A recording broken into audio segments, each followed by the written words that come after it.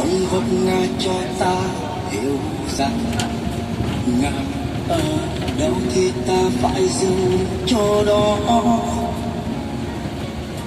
Khi ta là xác cơ lạc bước, chẳng còn ai bên ta sự chuyện nữa đâu.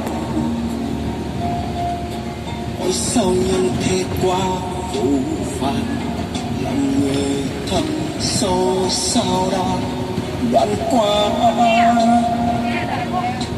Bọn chân hơn thua nhau từng bước, chỉ vì đồng tiền anh em bạn bè sẽ lối.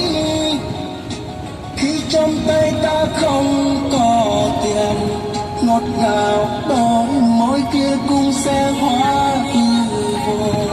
Tiếng anh em bao lâu trở thành tàn cho, xem ta như là kẻ ngốc, lời dùng ta như lúc ta có thôi. Hãy sống tốt với nhau thật lòng, đừng vì lời danh bon chen dối dẫm lên nhau. Lỡ sau mai này bạn lỡ lầm lạc bước, tôi đây không như lúc trước, cho bạn hiểu hãy sống cuộc đời.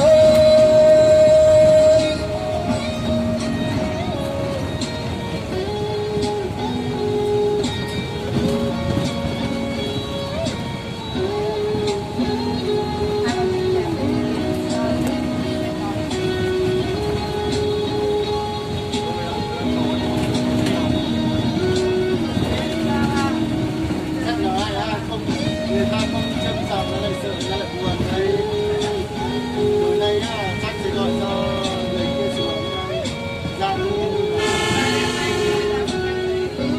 mà gọi cho được sông bá